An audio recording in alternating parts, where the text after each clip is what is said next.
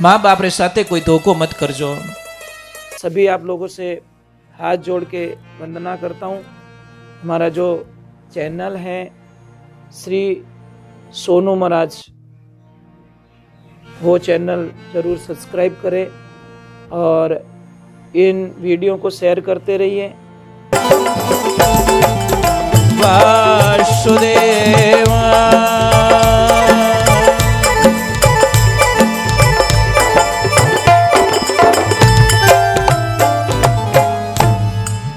बोले कृष्ण कन्हैया लाल की।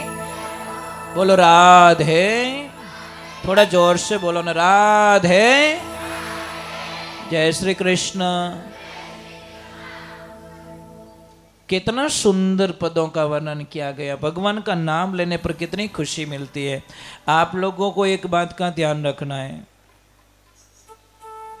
जो घर पे आप आरती पूजा करते हो भगवान की, जो आरती करते हो सुबह के टाइम में या शाम के टाइम में, कभी भी कैसेट बजा के ना करें। आप लोग तो डायरेक्ट कैसेट बजाते हो और आरती कर देते हो, वो नहीं, मान्य नहीं है। आप एडी कर जो, थारे रोटी खाओ ने एक बड़ी और राग जो हाथ है कि यार तू धाप बोई कर, थारे हाथ लगा दो मारो पेट भर जाइए। वारे कृष्णा वाह। 7 मिनट का टाइम हमारे पास में नहीं और भगवान को हम बुलाना चाहते, कैसे संभव हो सकता है? कैसे संभव हो सकता है? भगवान को पाने के लिए राजाओं ने राज छोड़ दिए। बहुत बड़े राजा थे, राजा भरतरी, उन्होंने भगवान की प्राप्ति के कितने भगवान की भक्ति को पाने के लिए सारा राजपाट छोड़ दिया। अपन तो नहीं छूटे अपनो मोबाइल। महाराज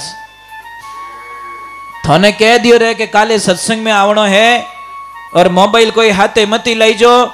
मां कसम अटे जगह खाली पड़ी रही कि महाराज थो तारे घरे जाने भजन बोलो, आप मोबाइल बिना नहीं रहवी जे। कहां मन लगाते साहब, कहां मन लगाते हम लोग, कहां प्रीति है महाराज। देखो मैं एक छोटी सी बात हूं, शास्त्र में लिखा है कपड़े मत बदलिए, कर्म बदलिए। कई लोग हमें कहते महाराज जी आपने हमें दीक्षा दी, गुरु मंत्र दिया और मोने कोई छोड़ायो ही को नहीं, कोई फल नहीं छोड़ायो। हम फल नहीं छोड़ाते भाई, हम बुरी नेचर छोड़ाते, बुरी आदतें छोड़वाते कि भाई आप गलत बोलते हो तो वो छोड़ दो, गुस्सा आता तो वो छोड़ दो, किन्हीं थारी मारी करो तो वो छोड़ दो। एक बात ध्यान रखे, किसी को भी अगर गुस्सा बहुत ज्यादा आता हो, बहुत ज्यादा गुस्सा, धारीज को नहीं, मतलब एक नींबू के 17 बीज लीजिए, नींबू के, और ये पपीता आता है ना, पपीता, उसकी इतनी सी जड़, अपने देसी भाषा में अंड काकड़ी के वहां, उसकी इतनी सी जड़ लीजिए और काले कपड़े में बांध दीजिए उसको। और जिसको भी गुस्सा ज्यादा आता है ना, उसके तकिए के नीचे या उस रजाई के नीचे डाल दो। आप ट्राई कर सकते हो, थोड़े दिनों में आपकी भाषा बदल जाएगी, आपका स्वभाव बदल जाएगा, आपके विचार बदल जाएंगे, क्रोध आना कम हो जाएगा। महाराज जहां क्रोध करना चाहिए वहां नहीं करते हम लोग, जहां क्रोध नहीं करना ने वहां कर लेते हैं। हम तो ये बोलते भाई घर में ये चीजें बिल्कुल अलाउ नहीं है। जिस घर में बड़े गरम और छोटे नरम, उस घर का कल्याण हो जाता है। पण अटे तो ऊंधो सिस्टम है। शास्त्र कहीं कहवे कि भाई माथो तो रेवणो ठंडो, पेट रेवणो नरम और पग रेना गरम। अब देख जो बात सिस्टम बताऊं थाने, सिर रहना है ठंडा, पेट रहना है नरम और पग रहना है गरम। पण सिस्टम ऊंधो है महाराज। माथो एकदम गरम, पेट एकदम कड़का कड़क और पग एकदम ठंडा। पूरे सिस्टम को ही हमने चेंज कर दिया, पूरी कंपनी और मैन्युफैक्चरिंग ऊंधो फेर दियो महाराज। जब भगवान क्या कहते, जिसका दिमाग ठंडा है, पेट नरम है और पग गर्म है तो शायद 90% उसको बीमारी नहीं आएगी। पर क्या करे महाराज, हम लोग मानने वाले नहीं है। अभी हम लोग कहते हैं परिवार में संस्कार बहुत जरूरी है, और बिना संस्कारों का परिवार कोई काम का नहीं होता। कोई मतलब नहीं उस परिवार का। मम्मी कटी जावेन, पापा कटी जावेन, काको कटी जावेन, वो फूफो कटी जावेन, भुआ तो मोनीज को नहीं डोडा मुंडारी, कई मतलब महाराज। सारे सारे मैच लड़ रहे हो आप, कब मैच खत्म होगा, कब शांति होगी। और आपको पता है बिना संस्कार नहीं होने के कारण अभी हमारे 25 दिन पहले एक पाली में घटना हुई थी, उसने सबको हिला के रख दिया साहब। कितनी हो रही राखी विन छोरी ने, कितनी काल जो काटन दे देता माँ बाप, थारे कई चीजें बेटा, तेरे को जो चाहिए हमें बोलिए। पढ़ाई लिखाई उसको अच्छा किया, हर मोड़ पे उसकी हेल्प की, और जैसे ही 18 सालन कोई 2-3 दिन और रही बाकी ने हाथे ब्याह कर लियो। पापा मम्मी घना ही समझाए कि बेटा थारे पगे पड़ो, मत कर, हमारी बेइज्जती हो जाएगी। वो बोली तुम्हारी बेइज्जती से मुझे क्या लेन देना, मेरी लाइफ है, मैं डिसीजन ले सकती हूं, 18 अबव हो चुकी हूं, मुझे कोई लेन देना नहीं आपकी लाइफ से। ए बेटा हमारी गुडविल खराब हो जाएगी। बोले नहीं मुझे कोई। और लास्ट में क्या बोलती है, मैं आप लोगों को नहीं जानती, कौन हो आप लोग, कहां से आए हो, और सबको लिख के दे गया कि इन लोगों से मेरी जान को खतरा है, ये लोग कभी भी मुझे मार सकते हैं। साहब पापा मम्मी सहन नहीं कर पाए, यहां तीर लग गया कि जिन टाबर वास्ते जब ये लड़की नहीं आई थी तो वो बोलते 12 वर्ष तक हम लोगों ने भगवान की तपस्या की थी, तब जाके इसका जन्म हुआ था, और आज ये बोलते मैं जानती नहीं हूं आपको। ऐसा उनको गलत लग गया, सहन नहीं कर पाए, दोनों गए और ट्रेन के नीचे कट के मर गए। ये 20-25 दिन पहले की बात है, पाली की घटना थी हमारे। हे बच्चियों, मैं तो आपने एक ही प्रार्थना करूं, मां बाप रे साथे कोई धोखो मत करजो, थाने भगवान कदी क्षमा नहीं करेला। आप ट्राई करके देख लो आप। और आप क्या सोचते हो आपसे कोई प्रेम करता है, ये गलत फहमी है। नहीं नहीं नहीं, बस आपकी मजबूरी का फायदा उठाया जा रहा है। और इस दुनिया में सबसे ज्यादा जो प्रेम करते हैं ना वो पेरेंट्स करते हैं औलाद को, और माता पिता जितना प्रेम इस दुनिया में कोई कर नहीं सकता। और उनके प्रेम को देखना ना आपको, उनके प्रेम को देखना ना, आप कॉलेज से 1 घंटा लेट आके देखना, उनकी हालत खराब हो जाएगी। स्विच ऑफ कर देना मोबाइल को और 1 घंटा लेट आके देखना, उनकी रोटी छूट जाएगी, हालत खराब हो जाएगी उनकी। जगह जगह कॉल कर देंगे, जगह जगह ट्राई करने लग जाएंगे, अरे हमारी बेटी रे मोबाइल नहीं लागे, हमारे बच्चा रे मोबाइल नहीं लागे, वो नहीं लागे। कितु प्रेम, कैसे उस पेरेंट्स को हम धोखा दे सकते, कैसे? अरे भाई वे नहीं वेता दुनिया में तो अपकटू आवता, मने तो वही चीज समझाओ। इसलिए पेरेंट्स इज गॉड, माता पिता हमारे भगवान होते हैं। और माता पिता को मत सताओ भाई, कुछ भी हासिल होने वाला नहीं है, इस सारी दुनिया स्वार्थ की है। आप ट्राई कर दो ना किससे प्रेम करके, थोड़ा दिन पछे कहीं कहीं जीव भरियो, पछे कहीं के थारे जड़ी घणी देखी मैं इन, मतलब मारी कहीं लिस्ट थी 15वीं थी कि 16वीं थी कि 18वीं थी। मत करो अपने, अरे नाम कमाना है ना आपको, पेरेंट्स को बोलो कि पापा मम्मी मैं कुछ ऐसा करके दिखाऊंगी जो समाज के अंदर तुम्हारा नाम रोशन कर दूंगी, ऐसा काम करके दिखाऊंगी, मैं अच्छा पद पाऊंगी। परंतु क्या करे, किसको समझाए महाराज, ट्राई कर करके थक जाते हैं। और बड़ी कृपा मोबाइल देवता की, ये ना खाने देता ना सच बोलने देता, और पेरेंट्स को तकलीफ देने वाला संसार में आज दिन तक सुखी नहीं रह पाया। 4 दिन सुख रहेगा वो, कितना। और जितने भी ये कोर्ट मैरिज किए ना, उन्हें हालचाल पूछ लीजिए थे, माइली रह तो रोवे, कोई धनी को नहीं। इन टाइम माँ बाप छूट गया, परिवार छूट गया, काका नाना मामा कोई साथ में आने वाले नहीं है। और अच्छी लड़की मर जाएगी, प्राण त्याग देगी, पण आप खानदान माते कदी दाग नहीं लगने दे महाराज। ये अच्छी लड़की की पहचान है।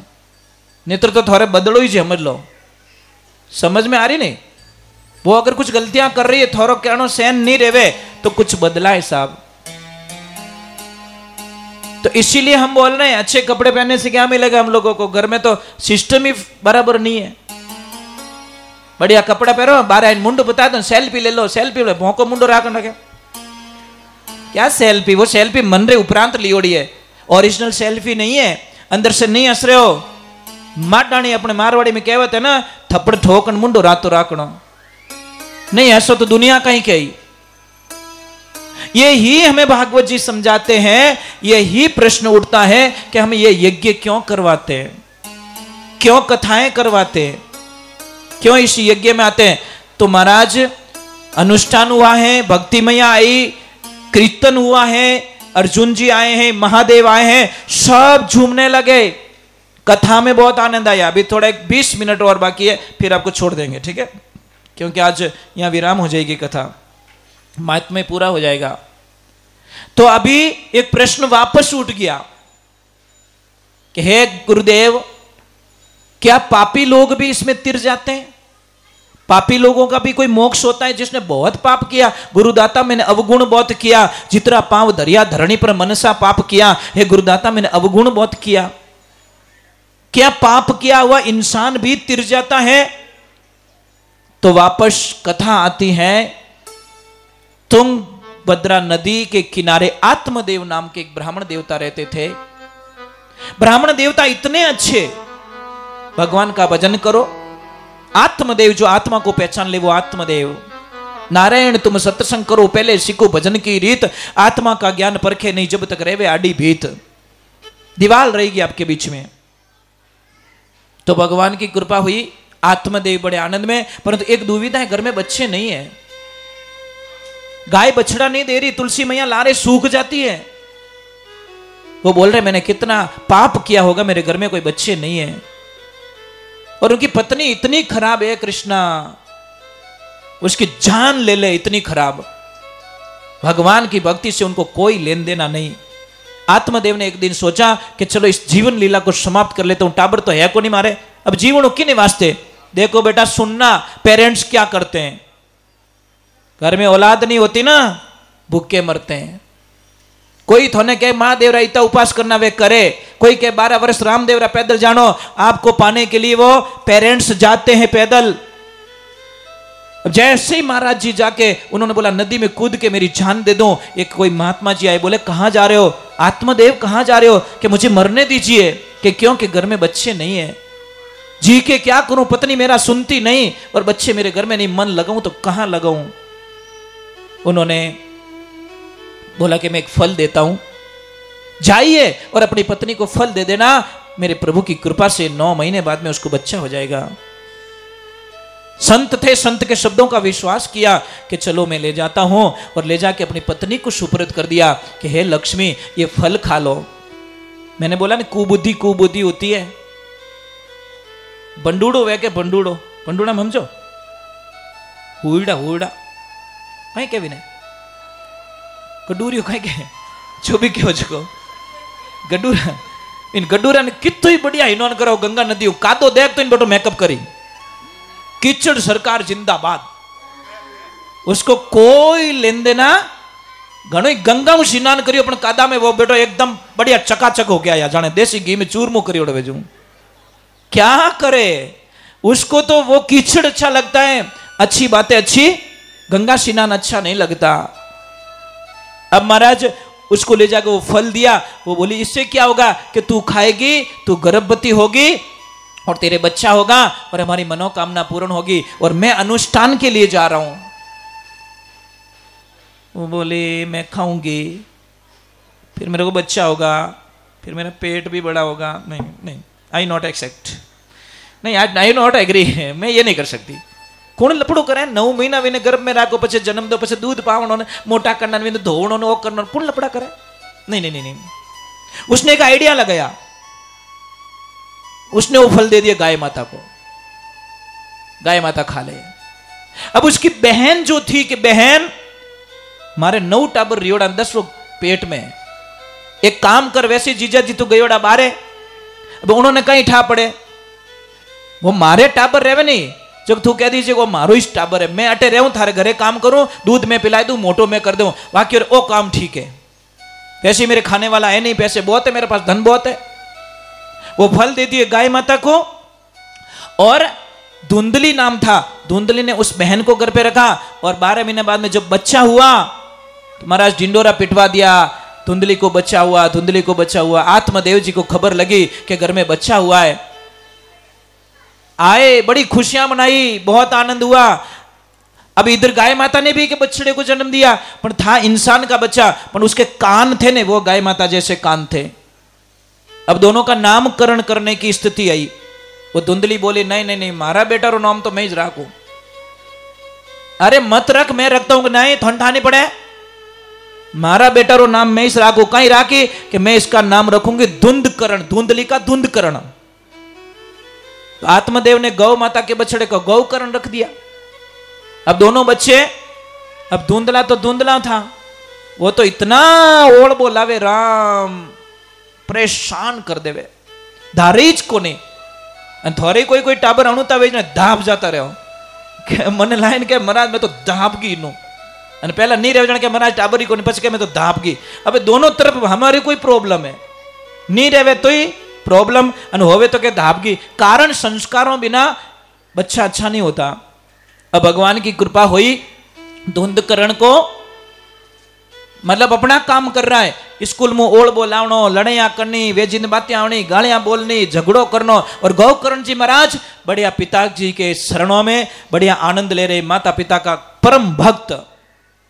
ऐसी गलत राह पे चला गया तो पिताजी ने बोला कि बेटा गौकर्ण इसके साथ में रहेगा तो तेरे पे छाया पड़ जाएगी, तू तपस्या के लिए चला जा। गौकर्ण जी महाराज तपस्या के लिए चले जाते हैं, और धुंधकर्ण महाराज इतना बिगड़ गया, पिताजी भी वहां से चले गए, मैं थारू धाप गो, मैं नहीं रह सकता तेरे पास में। अब लास्ट में मां डांटती थी, तो एक दिन उसने क्या पता है, अपनी मां को भी मार दिया, क्योंकि वो किसी वेश्याओं के चक्कर में पड़ गया था। मां से धन मांगा, मां ने दिया नहीं, तो अपनी मां को मार दिया। और आपने एक घटना सुनी, एमपी की जो टीचर थी, टीचर के बेटे को खाली टीचर ने इतना ही बोला कि बेटा बार बार मोबाइल मत देख, बार बार मोबाइल मत देख, अच्छी बात नहीं, तेरी लाइफ खराब हो जाएगी। बेटे को इतना गुस्सा है, रिवॉल्वर लेके मां को ठोक डाली, खत्म कर दी एक औलाद।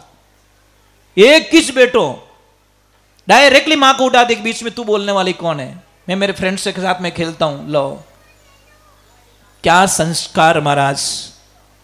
अब डायरेक्टली भगवान की कृपा हुई, गौकर्ण जी महाराज चले गए, मां को उसने मार दिया। अब वेश्याओं ने उसका सारा धन हड़प लिया।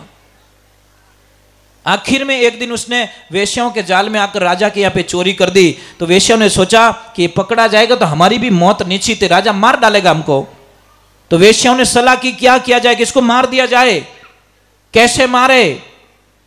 सो रहा है, देखना उसका दृश्य सुनोगे, विपरीत जाने वाले की दशा क्या होती। चारों हाथ पैर बांध दिए और तकिया लगाया, मरा नहीं, तो चूल्हे में से गरम गरम कोयले निकाले और उसके मुंह में उड़ेल दिया और वो मर गया, तड़प तड़प के मरा। तो मोक्ष तो हुआ नहीं, वो तो वहीं प्रेत बन गया। अब प्रेत बन के उसी घर में रह रहा। वर्षों बाद में गौकर्ण जी महाराज पधारते हैं, वहां बैठते हैं, तो इधर घड़ी किधर से आवाज आ रही है, घड़ी किधर से आवाज आ रही है, घड़ी किधर से आवाज आ रही है। तो गौकर्ण जी महाराज बोले कौन है भाई तू, कौन, क्यों कर रहा है तू, कौन है। कि भैया मैं तुम्हारा भाई हूं, मेरी दशा ये होगी, वेश्याओं ने मुझे मार डाला पर मेरा मोक्ष नहीं हुआ, मैं तड़प रहा हूं, कोई अनुष्ठान करो मेरी मोक्ष के लिए। फिर गौकर्ण जी कथा करते हैं, कथा करके उसका मोक्ष करते हैं और उसको सदगति प्राप्त करते हैं। देखो एक ध्यान रखना, कथा में विमान भी आता है, भगवान भी आते हैं, पर दिखने वाले को दिखता है, नहीं दिखने वाले को कभी नहीं दिखता, क्योंकि वो लेंस होना चाहिए भाई। दूर की चीज देखने के लिए